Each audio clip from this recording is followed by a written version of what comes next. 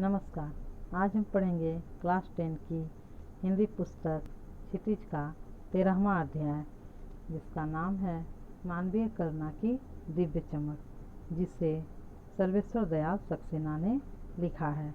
तो सबसे पहले हम सर्वेश्वर दयाल सक्सेना का परिचय जान लेते हैं।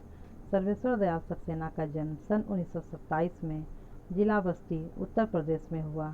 उनकी उच्च शिक्षा इलाहाबाद विश्वविद्यालय से हुई। वे अध्यापक, आकाशवाणी में सहायक प्रोड्यूसर, दिनमान में उप संपादक और पराग के संपादक रहे। सन 1983 में उनका आकस्मिक निधन हो गया।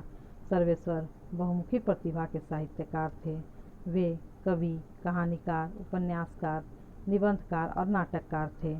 सर्वेश्वर की प्रमुख कृतियां हैं काठ की घंटियां, कुआनो नदी, जंगल का दर्द, कुटियों पर टंगे लोग, कविता संग्रह, पागल कुत्तों का मसीहा, सोया हुआ जल, उपन्यास, लड़ाई, कहानी संग्रह, बकरी, नाटक, भौं भौं खौं खौं, बतुता का जूता, लाख की नाक, बाल साहित्य,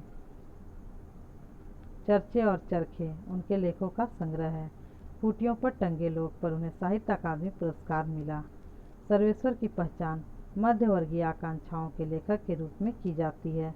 मध्यवर्गीय जीवन की महत्वाकांक्षाओं, सपनों, संघर्ष, शोषण, हताशा और कुंठा का चित्रण उनके साहित्य में मिलता है। सर्वेश्वर जी स्तंभकार थे और चर्चे और चरखे नाम से दिनमान में जो स्तंभ लिखते थे उनमें बेबाक सच कहने का साहस दिखता है।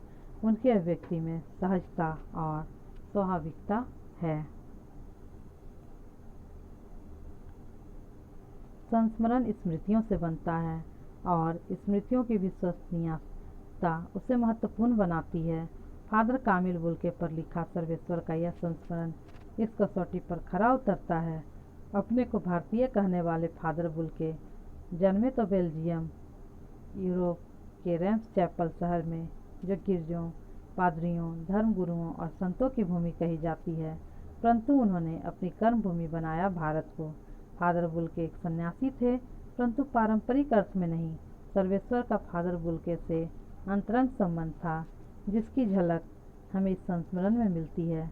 लेखक का मानना है कि जब तक राम कथा है, इस विदेशी भारतीय साधु को याद किया जाएगा तथा उन्हें हिंदी भाषा और बोलियों के अगाध प्रेम का उदाहरण माना जाएगा।